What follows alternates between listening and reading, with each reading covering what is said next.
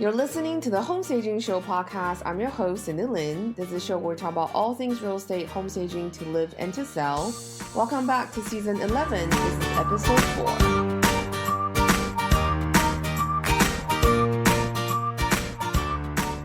Hey guys, welcome back to another episode of the Home Staging Show. I'm so excited that you're here.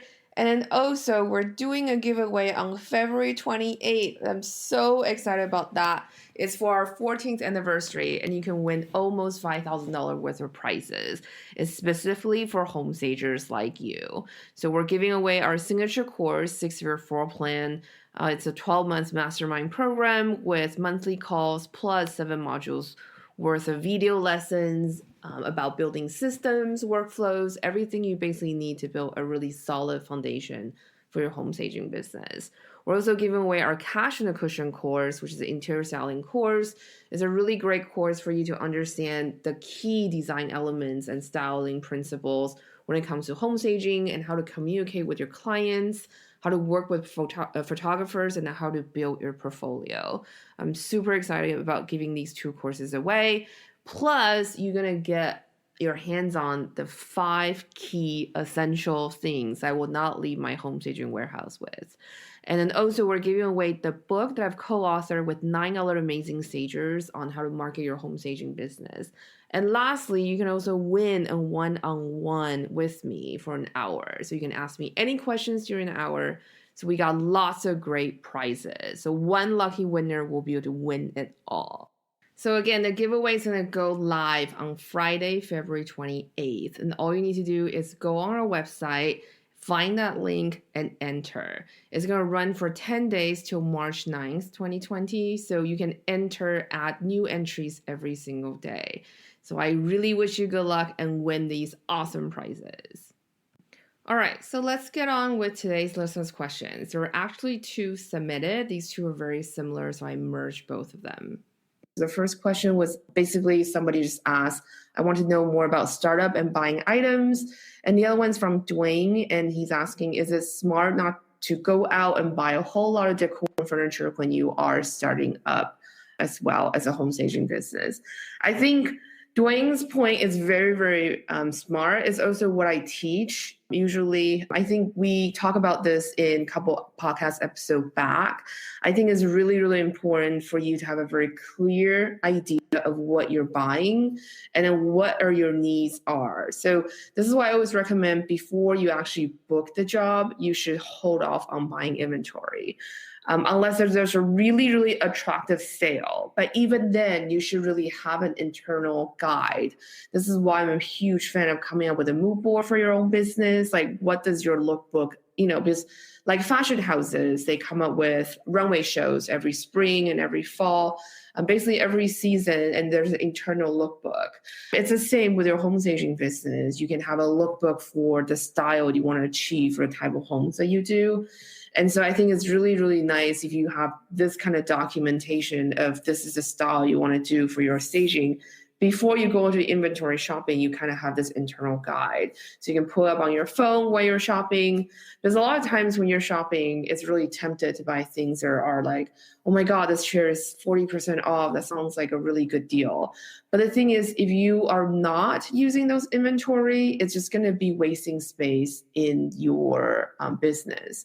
So it's really, really important to think about what exactly are you buying and why are you buying these things? And also, are they really suitable for the type of work that you're doing?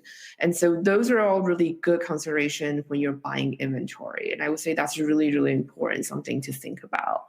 And so, so in the beginning, I really do not recommend you to go out buy tons of inventory before you even start working. I personally did not start buying inventory until I booked my very first job. Once I got the contract signed, I got a deposit, I went out and start buying things. So I think it's really important to really evaluate also where your budget is at. The truth is you're not going to know what you're going to be buying until you start working. I think that's the most important thing with these things. And so I think it's really important to think about where exactly you are at your business. And if you've been working for a while, you can start getting a rhythm and to see when you need to start buying inventory. So basically, when we were working consistently and when I started buying wholesale, I was able to look at the past trends, like what we're doing last year in terms of numbers, to kind of gauge in terms of what we need to buy. And also, when you get busier and busier, you're going to start getting booked out. So what that means is that, say, you're being booked 3 or 4 weeks out. So I can take a look at a calendar knowing, okay, I have this X amount of project I need to plan inventory for. Then that's a really good time to really think about what can I buy, and also what are some of the most advantageous way I can save the most money and effort to buy. Usually that means wholesale, but it just depends where you are at your business as well. Because in the beginning of your business, chances are you're operating out of either your own home, like a garage, or you're operating out of a storage unit. So in those type of situation, if you want to buy wholesale, your options are very limited, because you may be able to buy wholesale for home accessories or like florals, because those are easy to deliver. They're usually delivered by FedEx or UPS, that kind of vendor. But in terms of furniture, in the beginning, it might be tricky because they're going to want to deliver to a warehouse. Just simply because, like, for example, we used to buy wholesale at Ashley Furniture, and they drive a 24-footer from Sacramento down to San Francisco. And on the way, they do their delivery. So those kind of trucks, there's no way they can drive into a residential neighborhood and pull in or even park.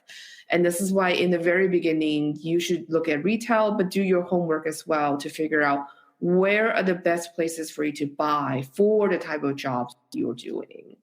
So that's my best advice for you when you're starting up and buying items.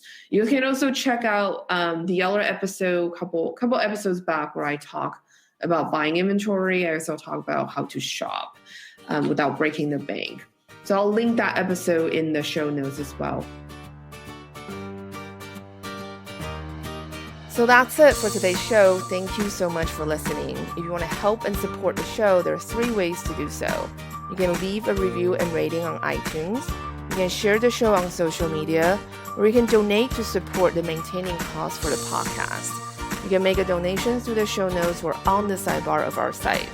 If you haven't left a review on iTunes, please do so. This will help us grow the show and book more guests. If you have any questions, feedback, and suggestions, you can comment on the show notes. You can also find the show notes by going to stagemore.com/podcast. That's it. Have a fantastic week and happy staging.